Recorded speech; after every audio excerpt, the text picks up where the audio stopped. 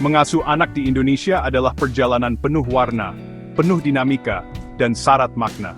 Setiap keluarga memiliki kisah unik yang dipengaruhi oleh akar budaya, nilai-nilai leluhur, serta perubahan zaman yang terus berjalan. Tradisi dan kearifan lokal menjadi fondasi kuat dalam membentuk karakter anak-anak kita. Dari upacara adat hingga kebiasaan sehari-hari, semua mengajarkan nilai kebersamaan, gotong royong, dan rasa hormat pada orang tua. Nasihat nenek, petuah tetangga, dan praktik turun-temurun membentuk cara kita membesarkan anak. Setiap generasi mewariskan pengalaman dan pelajaran hidup yang tak ternilai, menjadi jembatan antara masa lalu dan masa depan. Namun, di tengah arus informasi global dan kemajuan ilmu pengetahuan, tidak semua tradisi sejalan dengan sains modern. Beberapa bahkan berisiko jika diterapkan tanpa penyesuaian. Orang tua kini dihadapkan pada tantangan besar, memilah dengan bijak mana tradisi yang layak dipertahankan karena terbukti baik, dan mana mitos yang sebaiknya ditinggalkan demi kesehatan dan masa depan anak. Menolak tradisi kadang menimbulkan gesekan, baik dengan keluarga maupun lingkungan sekitar. Namun, tujuan utamanya tetap sama, memberikan yang terbaik untuk tumbuh kembang anak. Bekali diri dengan pengetahuan valid, terbuka pada informasi baru, dan jalin komunikasi yang baik dengan keluarga. Dengan begitu, setiap keputusan pengasuhan punya dasar yang kuat dan terukur. Tidak ada satu formula pasti untuk semua keluarga. Setiap rumah tangga punya tantangan dan keunikan sendiri. Namun keterbukaan pada informasi yang benar akan membangun fondasi kokoh untuk generasi berikutnya. Pengasuhan terbaik adalah perpaduan harmonis antara kearifan masa lalu yang terbukti baik dan sains modern yang teruji. Dengan menggabungkan keduanya, kita bisa menciptakan lingkungan tumbuh kembang yang optimal. Mari kita telusuri bersama mitos-mitos pengasuhan anak di Indonesia, dan temukan jalan terbaik untuk membesarkan generasi masa depan yang sehat, bahagia, dan berdaya saing. Banyak orang tua di Indonesia, seperti di banyak tempat lain, memiliki harapan besar terhadap anak-anak mereka. Mereka ingin sang buah hati tumbuh menjadi pribadi yang sempurna, sehat, dan juga menarik secara fisik.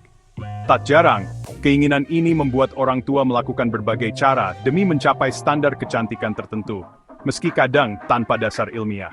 Dari sinilah muncul berbagai mitos seputar penampilan bayi yang masih dipercaya hingga kini.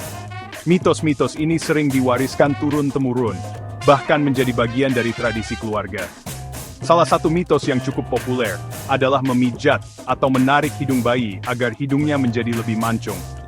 Banyak yang percaya, dengan melakukan ini sejak dini, bentuk hidung anak akan berubah sesuai keinginan. Padahal, faktanya, bentuk hidung seseorang sepenuhnya ditentukan oleh faktor genetik yang diwariskan dari orang tua, bukan karena pijatan atau tarikan apapun. Praktik memijat atau menarik hidung bayi justru berisiko menimbulkan iritasi pada kulit, infeksi, bahkan cedera pada tulang rawan hidung, yang masih sangat lembut dan rapuh. Daripada memaksakan standar kecantikan tertentu, lebih baik ajarkan anak untuk mencintai dirinya sendiri apa adanya, dan tumbuh dengan rasa percaya diri. Mitos lain yang sering ditemui adalah menggunting bulu mata bayi agar tumbuh lebih lebat dan panjang. Banyak orang tua yang melakukannya dengan harapan bulu mata anak akan menjadi lebih indah. Namun, faktanya, ketebalan dan panjang bulu mata juga dipengaruhi oleh faktor genetik.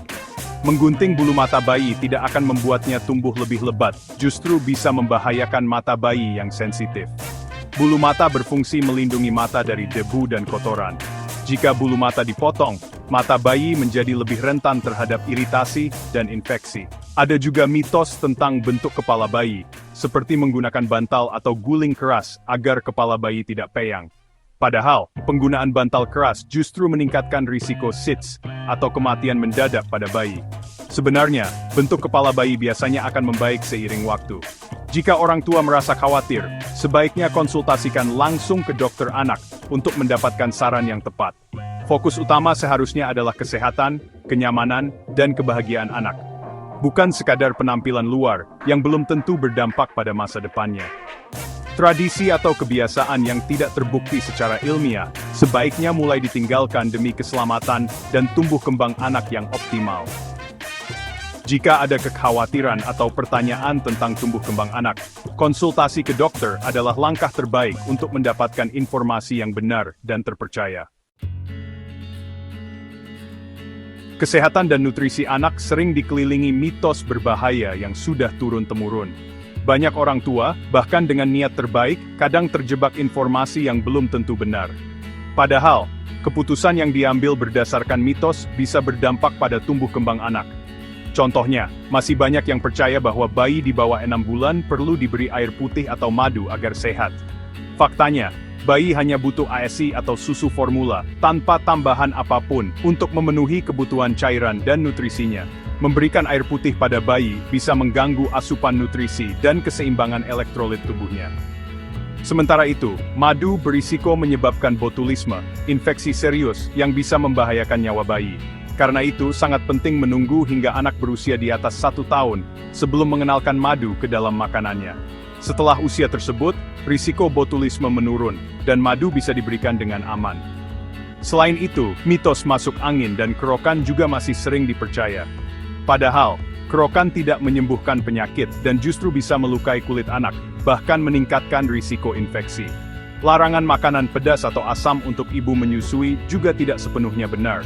Memang, rasa ASI bisa berubah sesuai makanan yang dikonsumsi ibu, tapi perubahan ini tidak membahayakan bayi, dan justru bisa memperkaya pengalaman rasa bayi.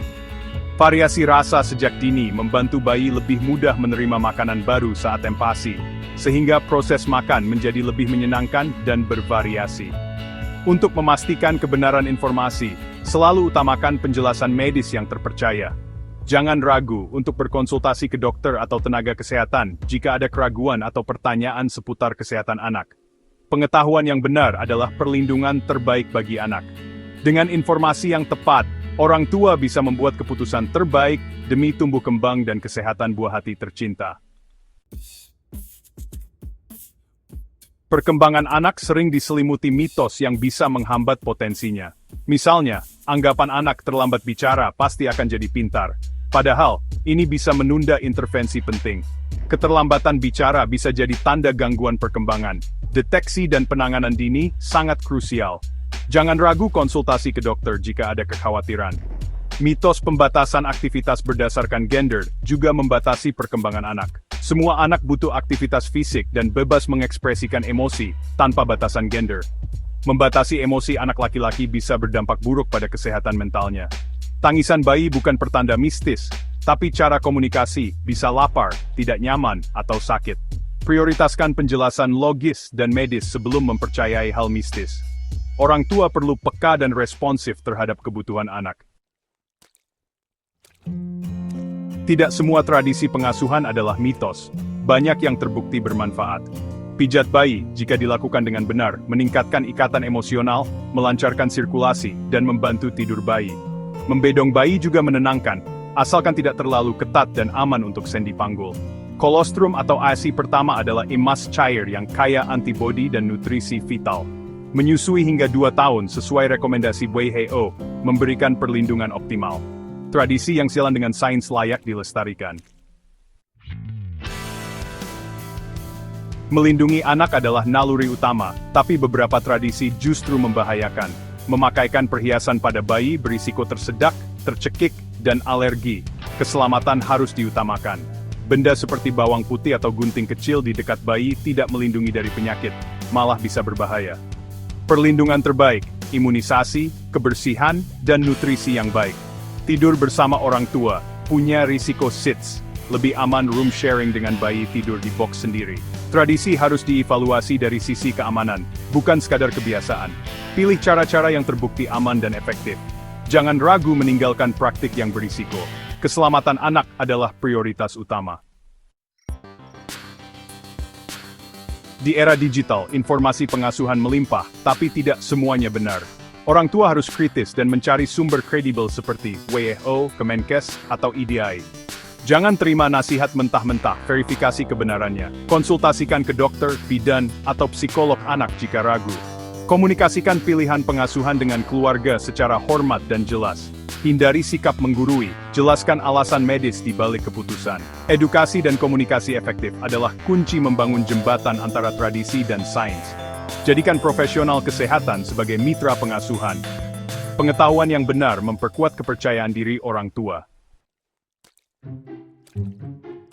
Menjadi orang tua bukan soal memilih tradisi atau sains secara ekstrem.